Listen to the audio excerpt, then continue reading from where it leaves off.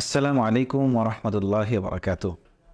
প্রিয় শিক্ষার্থী বন্ধুগণ, আবারও আমন্ত্রণ জানাচ্ছি আমাদের কোরআন শিক্ষার প্রথম পাঠের ৩ নম্বর ক্লাসে। আমরা যারা বিগত ২টি ক্লাস সুন্দরভাবে সমাপ্ত করেছি, সুন্দরভাবে সম্পন্ন করেছি, অনুশীলনগুলো আমরা যথাযথভাবে নিজেরা চর্চা করেছি, তাদের জন্য আজকের এই ক্লাসটি অনেক বেশি সহজ এবং অনেক বেশি মজাদার হতে যাচ্ছে ইনশাআল্লাহ।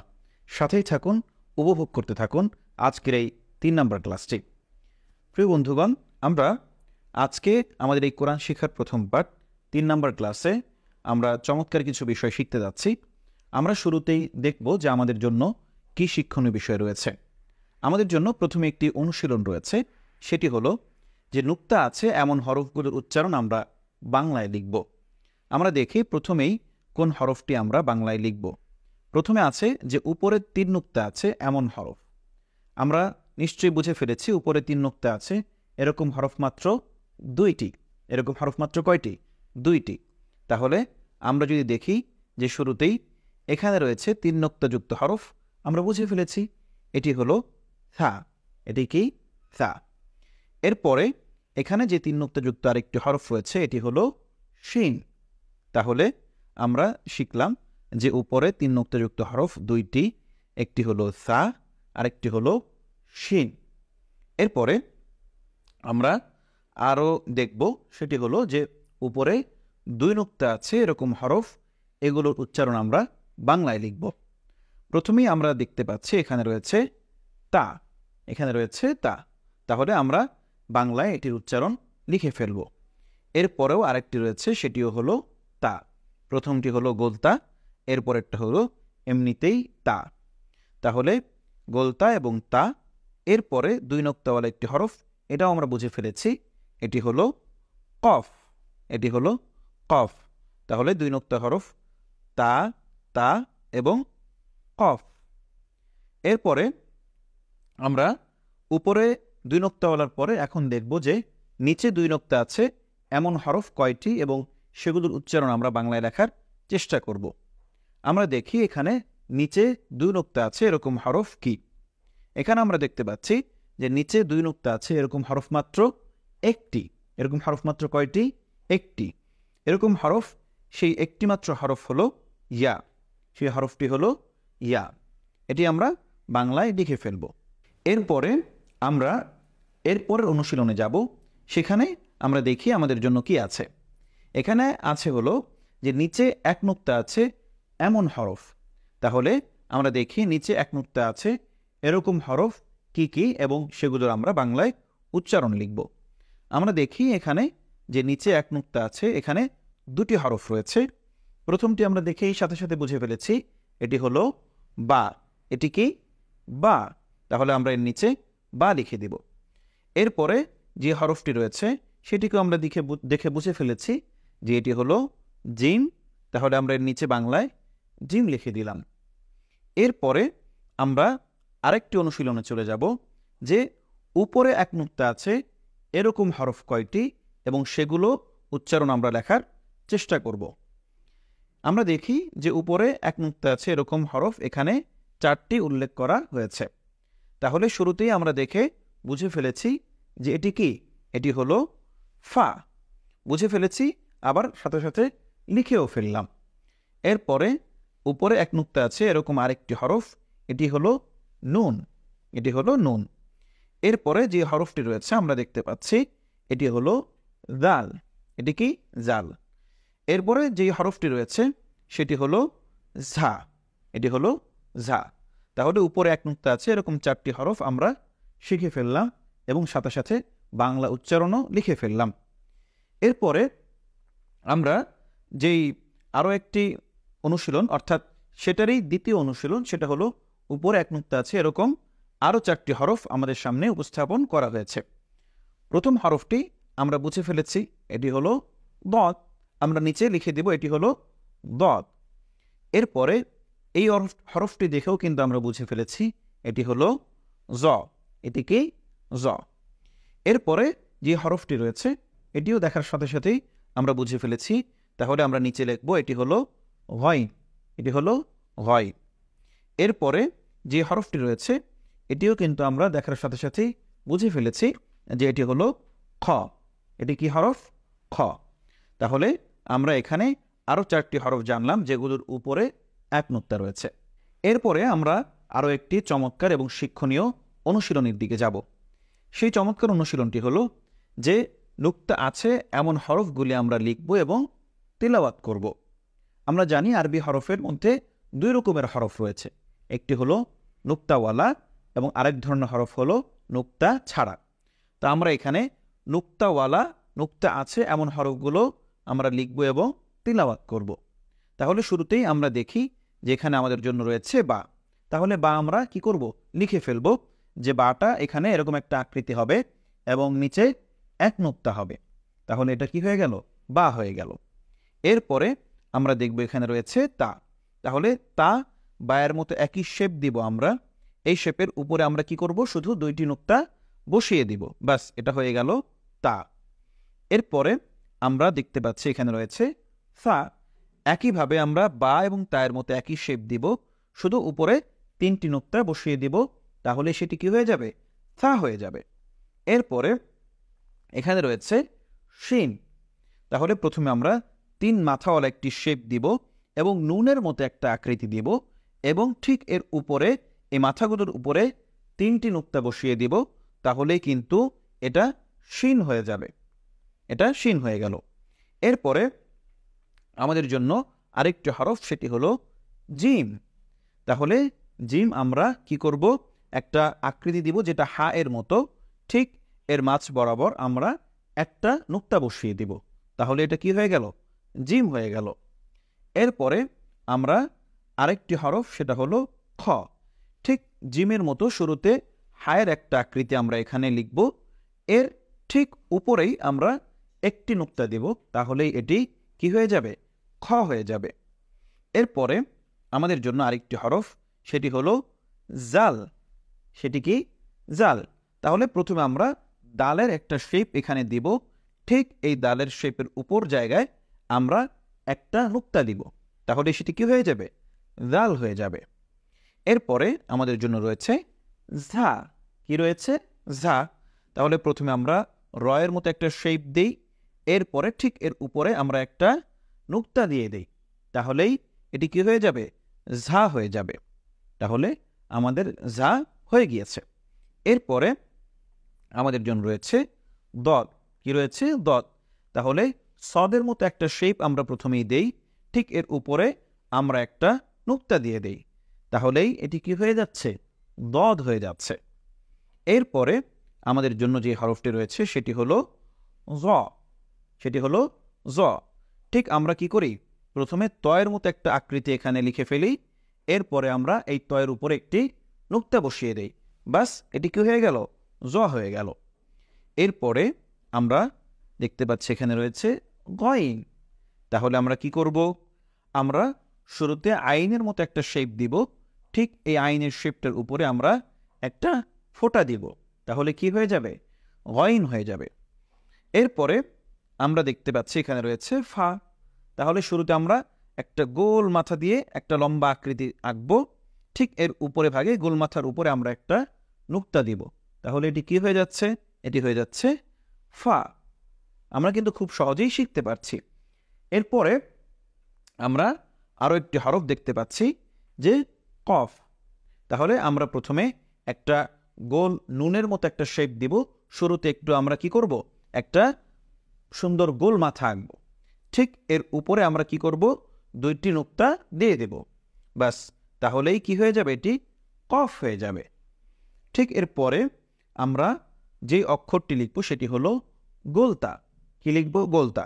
তাহলে প্রথমে হায়ের মতো একটা গোল চিহ্ন আমরা দিব, ঠিক এর উপরে আমরা 2টি নুক্তা দিয়ে দিব, তাহলে এটি কি হয়ে যাচ্ছে?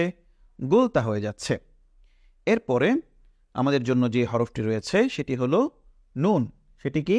নুন। তাহলে আমরা প্রথমে একটা গোল শেপ আঁকবো, ঠিক এই শেপের মাঝ বরাবর আমরা একটি নুক্তা দিয়ে দিব, তাহলে এটি কি হয়ে গেল? নুন হয়ে গেল। এরপরে আমাদের জন্য সর্বশেষ যেই হরফটি রয়েছে সেটি হলো ইয়া। তাহলে আমরা দেখি ইয়া এর প্রথম শেপটা আমরা আঁকার চেষ্টা করে, নিশ্চয়ই আমাদের মনে আছে এখানে এই শেপটা আঁকলাম। এরপরে আমরা কি করব, ঠিক এর নিচে 2টি নোক্তা দিয়ে দিব। তাহলে এটি কি হয়ে গেল, নোক্তাযুক্ত ইয়া। তাহলে আমরা খুব সহজেই কিন্তু এই যে নোক্তা আছে এরকম হরফগুলো চিনে ফেললাম, লিখে ফেললাম এবং বারবার পড়েও ফেললাম। তাহলে এই অনুশীলনটা কিন্তু আমাদের জন্য খুব গুরুত্বপূর্ণ। এরপরে আমাদের জন্য আরও একটি চমৎকার কি রয়েছে, কুইজ রয়েছে। চলুন দেখি আমাদের জন্য কি কুইজ অপেক্ষা করছে।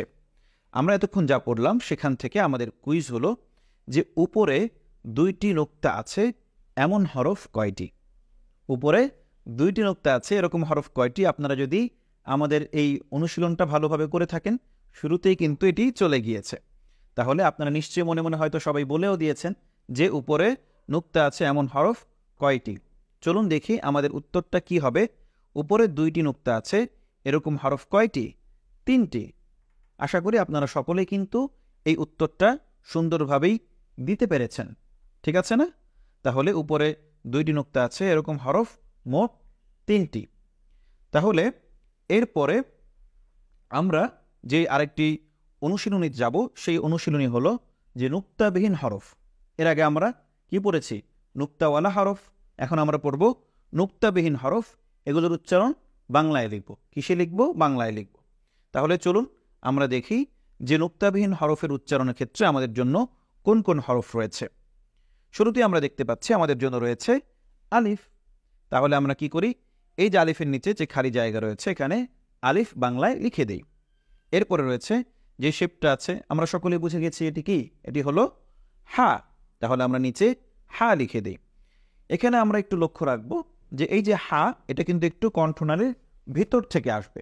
এই জন্য এখানে আলাদাভাবে হা এর গভীরতা, হা যে ভিতর থেকে আসে এটা বোঝানোর জন্য এখানে আমরা আলাদা একটি চিহ্ন ব্যবহার করেছি। এটা বোঝাবে যে হা ভিতর থেকে আসবে। এরপরে এখানে যেই হরফটি রয়েছে সেটি হলো দাল। আমরা নিচে লিখে দিই এটি হলো দাল। এরপরে এই যে শেপটা আমরা দেখতে পাচ্ছি এটি হলো র। আমরা লিখে ফেললাম র। এরপরে যে শেপটা রয়েছে এটি হলো সিন। ব্যাস আমরা নিচে লিখে ফেললাম এটি হলো কি, সিন। আলহামদুলিল্লাহ, আমরা এগুলো শিখে ফেললাম। এরপরে যে হরফটা আমরা শুরু দিয়ে দেখতে পাচ্ছি, অবশ্যই সাথে সাথে সবাই উচ্চারণ করে ফেলেছি, এটি হলো সদ। তাহলে আমরা নিচে লিখে দিই এটি হলো সদ।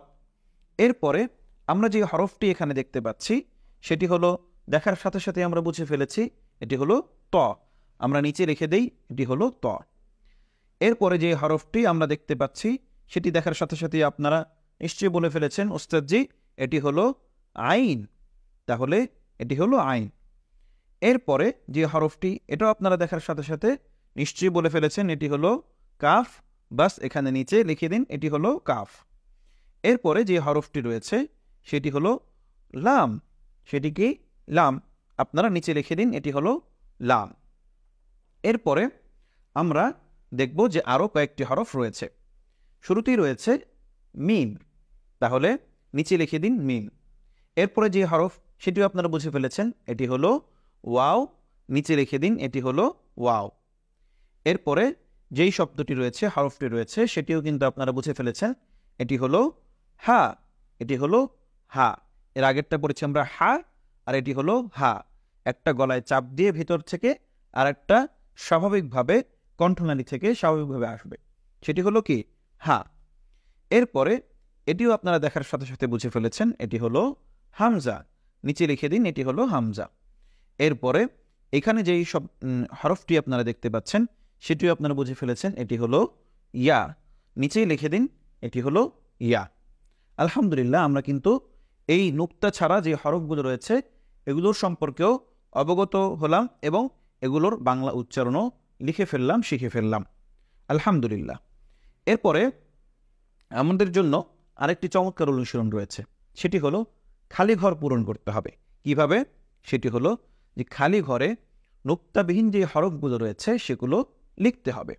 তা আসুন আমরা দেখি আমাদের জন্য কি কি নুক্তাবিহীন হরফ রয়েছে, এগুলো আমরা খালি ঘরে বসাবো। শুরুতেই রয়েছে আলিফ। ব্যাস একটু সুন্দর করে টান দিয়ে দেন, সেটা কি হয়ে যাবে? আলিফ হয়ে যাবে। ব্যাস এখানে আমরা আলিফ লিখে ফেললাম। এরপরে আমাদের জন্য রয়েছে হা। তাহলে এখন আপনারা এখানে হায়ের শেপটা লিখে দিন যে হাটা কীরকম হবে। আপনারা সকলেই বুঝে গেছেন, জেনে গেছেন এবং অবশ্যই এটা প্র্যাকটিসও করেছেন। এরপরে আমরা যে হরফটি দেখব সেটি হলো দাল। সেটি হলো দাল। বাস দালটা এখানে খালি ঘরে আপনারা পূরণ করে দিন। আপনারা একটি খাতা নিন, খাতা নেওয়ার সাথে সাথে সেখানে আমাদের এখানে যে অক্ষরটা দেখানো হবে সে অক্ষরটা খাতায় লিখে ফেলুন। বাস খুব সহজেই এখানে আমরা দাল লিখে ফেললাম। এরপরে আমাদের আরেকটি যে হরফ রয়েছে সেটিও আমরা এখানে লিখে ফেলবো, সেটি হলো র। বাস নুক্তা ছাড়া র আমরা টান দিয়ে লিখে দেই। এরপরে আমরা যে অক্ষরটি লিখব সেটি হলো সিন। তাহলে আপনারা খুব সহজেই এই সিনটা কিন্তু লিখে ফেলবেন, যে মাথা দিয়ে এরপরে একটা গোল চিহ্নর মতো করে দিয়ে আপনারা সিনটা লিখে ফেলবেন। এরপরে আমাদের আরেকটি অক্ষর সেটি হলো সদ। এই সদটা আপনারা এখানে লিখে ফেলুন। ব্যাস আরবি হরফটা আপনারা আস্তে আস্তে প্র্যাকটিস করা শুরু করে দিন। এভাবে লেখার মাধ্যমে দেখবেন আপনার লেখা আস্তে আস্তে ঠিক হয়ে যাচ্ছে ইনশাআল্লাহ। এরপরে আমরা এখানে যেই হরফটি দেখতে পাচ্ছি সেটি হলো ত। বাস এখানে প্রথমে একটা গোল চিহ্ন দিয়ে নিচের দিকে নিন, এরপরে একটা উপরে একটা আপনি লম্বা চিহ্ন দিন, বাস কি হয়ে যাবে? ত হয়ে যাবে। তাহলে এখানে ত হরফটিও লিখে ফেলুন। এরপরে আরেকটি হরফ সেটি হলো আইন। তাহলে আইন যখনই আমরা উচ্চারণ করেছি তখনই কিন্তু আমাদের মনের মধ্যে এর শেপটা মাথার মধ্যে চলে এসেছে। বাস সেই শেপটা এখানে লিখে ফেলি, আইন হয়ে গিয়েছে। এরপরে আরেকটি যে হরফ সেটি হলো কাফ। কাফ কিভাবে লিখব? উপর থেকে টান দিয়ে আমরা এইভাবে এনে মাঝখানে একটা এসের মতো একটা চিহ্ন থাকবে। তাহলে এটি কি হয়ে গেল? কাফ হয়ে গেল। এরপরে আরেকটি হরফ সেটি হলো লাম। সহজ হিসেব, কাফের অনুরূপ আমরা উপর দিয়ে টান দিয়ে মাঝখান দিয়ে এভাবে একটু গোল করে উঠাবো। তাহলে এটি কি হয়ে গেল? লাম হয়ে গেল। তাহলে এখানে আমরা আরও কয়েকটি হরফ শিখলাম যেগুলোতে কি নাই? নুক্তা নেই। এখানে আরও একটি হরফ সেটি হলো মিম। মিম দেখার সাথে সাথেই আপনারা বুঝে ফেলেছেন যে মিমের আকৃতিটা কেমন হবে, আপনাদের নিশ্চয়ই মাথায় চলে এসেছে। বাস মিমের আকৃতি এখানে বসিয়ে দিন। এরপরে আরেকটি হরফ আপনারা এখানে লিখুন যে আমাদের জন্য কোন হরফটি রয়েছে, সেই হরফটি আমরা এখানে লিখব। এরপরে আমাদের জন্য রয়েছে ওয়াও। কি রয়েছে? ওয়াও। বাস ওয়াও ওয়াওয়ের মতো করে লিখে দিন। নিশ্চয়ই আপনাদের সবার মাথায় ওয়াও হরফটি চলে এসেছে। বাস এখানে আমরা ওয়াও লিখে ফেললাম। এরপরে আমরা আরেকটি নুক্তা ওয়ালা নুক্তা ছাড়া হরফ সেটি আমরা এখানে হা। সেটি কি? হা। তাহলে এর আগে আমরা পড়ছি হা আর এটি হলো হা। বাস আপনারা গোল চিহ্ন দিয়ে দিই, তাহলে কি হয়ে যাবে? হা হয়ে যাবে। এরপরে আমাদের জন্য আরেকটি হরফ হলো হামজা। আরেকটি কি? হামজা। সহজ, খুবই সহজ। আমরা এখানে হামজা লিখে দিই। আমরা হামজা লিখে দিলেই কিন্তু এখানে হামজাটা হয়ে যাচ্ছে। এরপরে আরেকটি হরফ আমাদের জন্য যেটি হলো সর্বশেষ ইয়া, যেটি নুক্তা ছাড়া ইয়া। ঠিক আছে, বাস আমরা নুক্তা ছাড়া ইয়া এর শেপটা এখানে লিখে ফেলি। তাহলে আমাদের নুক্তা ছাড়া যেই হরফগুলি ছিল সেগুলো কিন্তু আমাদের শেখা হয়ে গেছে। এবং যদি আপনারা এগুলো খাতায় উঠিয়ে রাখেন তাহলে খাতায়ও লেখা আমাদের কমপ্লিট হয়ে গিয়েছে আলহামদুলিল্লাহ। তো এর মাধ্যমে আমরা নুক্তা ছাড়া যে হরফগুলো রয়েছে সেগুলো সম্পর্কে আমরা জানলাম। এখন আমাদের জন্য চমৎকার একটি কুইজ রয়েছে। এই কুইজটির উত্তর আশা করি আমরা সকলেই পারবো ইনশাআল্লাহ। দেখি আমাদের জন্য কুইজটি কি রয়েছে। আমাদের জন্য এখানে যে কুইজটি রয়েছে সেটি হলো দ দিয়ে উচ্চারিত হয় সেই হরফ দুটি কি কি। আমরা এতক্ষণ যেগুলো পড়লাম তার মধ্যে দুইটি হরফ রয়েছে যেগুলো কি দিয়ে উচ্চারণ হয়? দ দিয়ে। তাহলে বলুন তো সেই দুইটি হরফ কি কি? নিশ্চয়ই আপনারা বলে ফেলেছেন যে উস্তাদজি সেই দুটি হরফের একটি হলো কি? দাল। সেই দুটি হরফের একটি হলো দাল আর একটি হলো দদ। খুবই সিম্পল, আপনারা এটাও কিন্তু আশা করি সবাই পেরেছেন। তাহলে দালের শুরুতেও দ রয়েছে, দদের শুরুতেও দ রয়েছে। আলহামদুলিল্লাহ, আমরা এই কুইজটি কিন্তু সুন্দরভাবে পেরে গেলাম। এরপরে আমরা আরেকটু ব্যতিক্রম ধর্মী আরেকটি অনুশীলনের দিকে চলে যাব। দেখি আমাদের সেই ব্যতিক্রম ধর্মী অনুশীলনটি কি। সেটি হলো যে নুক্তা না দিয়ে শুধু আকৃতি তৈরি করি। আমাদের নুক্তার প্রয়োজন নেই, শুধু আকৃতি তৈরি করব, মিল অমিল আমরা নির্ণয় করব। তাহলে চলুন দেখা যাক আমাদের সে আকৃতিগুলো কি কি আমরা তৈরি করব। আমরা শুরুতেই দেখি এখানে রয়েছে সা। তাহলে আমরা কি করব, সাটা লিখব, তবে নুক্তা দিব না, শুধু আকৃতি লিখব। আমরা এখানে আকৃতি এঁকে ফেললাম। এরপরে আমাদের জন্য রয়েছে শিন। আমরা এটাও সেমভাবে শিনটা আকৃতি লিখব, শুধু নুক্তা দিব না। এখানে আমরা শিনটা আকৃতি ছাড়া লিখে ফেললাম। এরপরে রইল বা। বাটাও আমরা নুক্তা ছাড়া, বা তা সা এগুলোর সবগুলোর আকৃতি কি সেম। এখানে আমরা বায়ের আকৃতিটা লিখে ফেললাম, হয়ে গেল। এরপরে আমরা দেখব জিম। জিম, হা, হ এগুলোর সব আকৃতি সেম। এখানেও আমরা জিমের আকৃতি অর্থাৎ যেটা হা সেটা লিখলেই কিন্তু জিমের আকৃতি হয়ে যাচ্ছে। এরপরে তা। আপনারা বলবেন যে উস্তাদজি তায়ের আকৃতি তো আমরা বুঝে ফেলেছি, আগেই লিখেছি বায়ের আকৃতি, তাহলে তায়ের আকৃতিও একই রকম। এরপরে কফ। তাহলে কফ কি করব আমরা, নুক্তা ছাড়া আমরা একটা গোল চিহ্ন দিব, গোল চিহ্ন দিয়ে এরপরে একটু গোল করে উঠিয়ে নিব, ব্যাস কি হয়ে গেল, কফের আকৃতি হয়ে গেল। এরপরে আমরা গোলতায়ের আকৃতি। তাহলে গোলতায়ের আকৃতি আমরা যদি নুক্তা ছাড়া লিখি তাহলে কীরকম হবে, হা যখন লিখি আমরা সেই হায়ের আকৃতি আর গোলতায়ের আকৃতি কি সেম। এরপরে আমরা যদি লিখি নুক্তাযুক্ত ইয়া, যদি আমরা নুক্তা ছাড়া শুধু আকৃতিটা লিখে ফেলি তাহলে কীরকম হবে আমরা এখানে দেখতে পাচ্ছি। এরপরে আমরা জাল দেখব, যে জালটা মূলত নুক্তা ছাড়া আকৃতিটা কীরকম, দাল এবং জালের আকৃতি পুরো সেম। এরপরে যা। আমরা জানি র এবং যা একই রকম, পার্থক্য শুধু নুক্তায়। তাহলে নুক্তা না থাকলে রটাই মূলত জায়ের আকৃতি। এরপরে রয়েছে দদ। আমরা সবাই শিখে এসেছি সদ এবং দদ সেম। তাহলে দদ যদি আমরা নুক্তা ছাড়া লিখি তাহলেই সেটা কি হয়ে যাবে, সদের আকৃতি হয়ে যাবে। এরপরে রয়েছে জ। আমরা জানি ত এবং জয়ের আকৃতি সেম। তাহলে আমরা যদি নুক্তা ছাড়া জ লিখতে যাই তাহলে ত লিখলেই সেটা হয়ে যাচ্ছে। এরপরে গইন। আমরা জানি আইন এবং গইন সেম আকৃতির। তাহলে আমরা যদি গইনটাকে নুক্তা ছাড়া লিখি তাহলে সেটা আইনের আকৃতি আঁকলেই হয়ে যাচ্ছে। এরপরে হলো খ। আমরা আগেই বলেছি জিম, হা, ফয়ের আকৃতি সেম। তাহলে নুক্তা ছাড়া যদি খ লিখতে চাই তাহলে হা লিখলেই সেটাই কি হয়ে যাবে, ফয়ের আকৃতি হয়ে যাচ্ছে। এরপরে ফা। ফায়ের আকৃতি কীরকম, আমরা একটা গোল মাথা দিব, গোল মাথার পরে একটু নিচের দিকে টেনে এরপরে হালকা একটু উপরের দিকে দিয়ে দিব, বাস তাহলে কি হয়ে গেল, এটা ফা হয়ে গেল, নুক্তা ছাড়া ফা। এরপরে নুন। আমরা কি করব, এই মাঝখান দিয়ে একটা গোল চিহ্ন এঁকে এরপরে এখান থেকে হালকা একটু উঠিয়ে দিব, বাস নুন হয়ে গেল। তো এই হলো আমাদের নুক্তা ছাড়া শুধু আকৃতি আমরা কি করলাম, লিখলাম, আঁকলাম। এরপরে আমরা আরেকটি চমৎকার অনুশীলনের দিকে চলে যাব। এটি হলো আমাদের হরফ উচ্চারণের অনুশীলন, অর্থাৎ বলতে পারি আমরা মাখরাজের অনুশীলন। অর্থাৎ বাংলা হরফে আমাদের উচ্চারণগুলো লিখতে হবে এবং সেটা শুদ্ধ উচ্চারণ আমাদের মুখ দিয়ে করতে হবে। তো চলুন আমরা এই উচ্চারণটাও শিখে ফেলি। প্রথমেই আসলো আলিফ। তাহলে আমরা কি করব, নিচে বাংলা উচ্চারণটা লিখব এবং এটা সঠিক এবং শুদ্ধ উচ্চারণটা আমরা মুখ দিয়ে বলবো। তাহলে আমরা কি বলবো, আলিফ। কি বলবো, আলিফ। এরপরে আমরা এখানে দেখতে পাচ্ছি হামজা। কি রয়েছে, হামজা। তাহলে আমরা বাংলায় নিচে লিখে দিই হামজা এবং মুখে উচ্চারণ করি হামজা। মুখে কি উচ্চারণ করব, হামজা। এরপরে এখানে দেখতে পাচ্ছি আমরা আইন। তাহলে আমরা কি করব, নিচে এখানে লিখে দেব আইন, আর মুখ দিয়ে সুন্দর করে ভেতর থেকে কণ্ঠনালীর ভেতর থেকে উচ্চারণ করব আইন।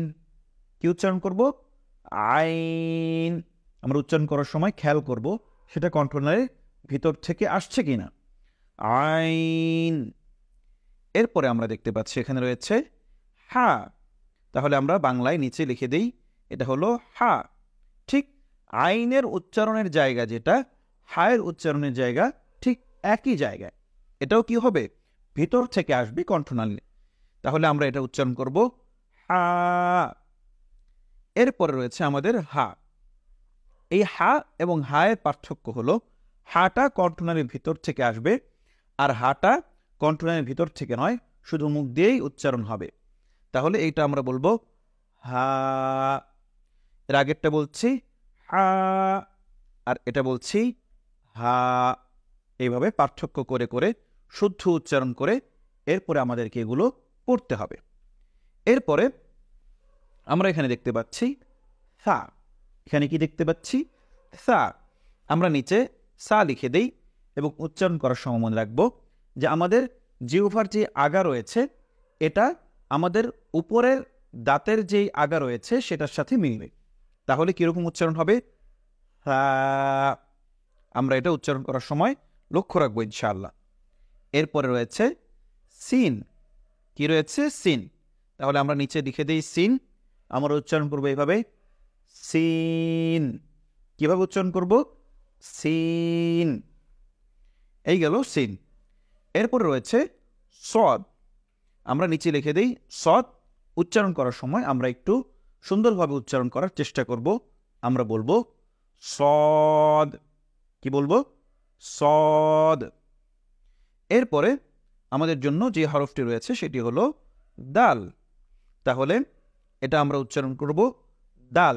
কি উচ্চারণ করব? দাল। এরপরে আমাদের জন্য রয়েছে দদ। আমরা দেখতে পাচ্ছি এটা হলো দদ। আমরা নিচে লিখে দিই এটি হলো দদ এবং উচ্চারণ করার সময় করব দদ। কি উচ্চারণ করব? দদ। তাহলে আমাদের দদের উচ্চারণও কিন্তু হয়ে গেল আলহামদুলিল্লাহ। এরপরে রয়েছে জিম। আমরা নিচে লিখে দিই জিম। এই জিমটা কি হবে? জিহ্বার একেবারে মাঝখান থেকে উচ্চারণ হবে। তাহলে আমরা এটাকে বলবো জিম। এরপরে আমাদের যে হরফটি রয়েছে সেটি হলো দাল। হরফটি কি? দাল। আমরা সেই সা যখন উচ্চারণ করেছিলাম সেই সায়ের উচ্চারণ আর এই দালের উচ্চারণ কিন্তু ঠিক একই জায়গা থেকে উচ্চারিত হবে। অর্থাৎ আমাদের জিহ্বার আগা এবং উপরের দাঁতের আগার সাথে লাগিয়ে এই দাল উচ্চারিত হবে। কি হবে তাহলে? দাল। এরপরে হলো জ। তাহলে আমরা নিচে লিখে দিই জ এবং উচ্চারণ করার সময় এভাবে করব জ। জ। এরপরে আমাদের জন্য রয়েছে ঝা। আমরা নিচে লিখে দিই ঝা এবং উচ্চারণ করার সময় এভাবে একটু লম্বা সময় নিয়ে করব। বলবো ঝা। ঝা। আমরা এ বিষয়টা সকলেই লক্ষ্য রাখবো ইনশাআল্লাহ। এরপরে রয়েছে তা। তাহলে 2 নুক্তাওয়ালা তা। আমরা নিচে লিখে দিই তা এবং উচ্চারণ করার সময় বলবো তা। তা। আমরা এটা মনে রাখবো ইনশাআল্লাহ। এরপরে রয়েছে ত। কি রয়েছে? ত। আমরা নিচে লিখে দিই ত এবং উচ্চারণ করার সময় পড়ব ত। ত। বাস এভাবে আমরা তায়ের পরে তয়ের উচ্চারণ করতে থাকব। এরপরে রয়েছে কফ। আমরা নিচে লিখে দিলাম কফ এবং উচ্চারণ করব কফ। কফ। আমি আপনাদেরকে বারবার উচ্চারণটা বলে দিচ্ছি যাতে আপনারা নিজেরা এটা আমার সাথে সাথে প্র্যাকটিস করে শুদ্ধ উচ্চারণটা শিখে ফেলতে পারেন। এরপরে রয়েছে কাফ। এটা আমরা কাফ লিখে দিলাম। কফ এবং কাফ একই জায়গা থেকে উচ্চারিত হবে, তবে কফ এটা বলার সময় একটু ভিতর থেকে আওয়াজ বের হবে, কাফটা স্বাভাবিকভাবে বের হবে। তো এটাকে আমরা উচ্চারণ করার সময় বলবো কাফ। কাফ। এই হলো কফ এবং কাফের উচ্চারণের স্থান এবং জায়গা। এরপরে আমরা আমাদের একেবারে শেষের দিকে চলে এসেছি। এই কুইজের মাধ্যমে আমাদের আজকের এই ক্লাস শেষ হবে ইনশাআল্লাহ। এতক্ষণ যা কিছু পড়লাম, শিখলাম, দেখলাম, লিখলাম, অনুশীলন করলাম এবং চর্চা করলাম, এই সকল বিষয়ের মধ্য থেকে এখন চমৎকার একটি কুইজ আমাদের জন্য অপেক্ষা করছে। দেখি আমাদের এই কুইজটি কি আমরা পারি কিনা। আমাদের এখানে কুইজ রয়েছে জ দিয়ে শুরু হয় এমন 3টি হরফ কে কি? খুবই সিম্পল। আমরা যারা এতক্ষণ পড়েছি তারা কিন্তু আমরা দেখে ফেলেছি যে জ দিয়ে কোন কোন হরফগুলো উচ্চারিত হয়। তাহলে আমরা একটু আমাদের উত্তর দেখে ফেলি যে জ দিয়ে উচ্চারণ হয় এরকম হরফ 3টি। 1 নাম্বার হলো জিম। তাহলে জিমের শুরুতে কি রয়েছে? জ রয়েছে। এরপরে হচ্ছে জাল। তাহলে এটিও জ দিয়ে উচ্চারিত একটি হরফ। এরপরে রয়েছে জ। তাহলে এই 3টি হরফ জিম, জাল, জ, এই 3টি কি দিয়ে উচ্চারিত হয়? শুরুতে বাংলা অক্ষরের জ থাকে, তাহলে আমরা এই 3টি অক্ষর কি করলাম? এখানে শিখে ফেললাম। তো প্রিয় শিক্ষার্থী বন্ধুগণ, আশা করি আমাদের আজকের এই ক্লাসটি আপনাদের কাছে অনেক ভালো লেগেছে এবং আমরা বুঝিয়ে বুঝিয়ে একেবারে হাতে কলমে আপনাদেরকে শিখিয়ে দেওয়ার চেষ্টা করেছি। আশা করি আপনি যদি আমাদের এই ক্লাসগুলো ধারাবাহিকভাবে করতে থাকেন, তাহলে আপনার অন্য কোথাও আর শেখার প্রয়োজন হবে না ইনশাআল্লাহ। আপনি আমাদের কাছ থেকেই কোরআনুল কারীমের বিশুদ্ধ উচ্চারণ, কোরআনুল কারীমের সহিহ শুদ্ধ তিলাওয়াত শিখতে পারবেন এবং আপনি নিজেও অন্যকে শিখাতে পারবেন ইনশাআল্লাহ। আমাদের এই ক্লাসের কোনো বিষয় যদি আপনার বুঝতে কষ্ট হয় কিংবা বুঝতে সক্ষম না হয়ে থাকেন, তাহলে আমাদের ইলমি দ্বীনের যেই গ্রুপ রয়েছে, এই গ্রুপে আপনি অবশ্যই সেটি পোস্ট আকারে সেখানে পোস্ট করবেন। আমরা অবশ্যই আপনাকে রেসপন্স করার ট্রাই করব এবং সর্বোচ্চ সহযোগী হিসেবে আপনার পাশে থাকব ইনশাআল্লাহ। সামনের ক্লাসে আবারও সাক্ষাৎ হচ্ছে। আসসালামু আলাইকুম ওয়া রাহমাতুল্লাহি ওয়া বারাকাতুহু।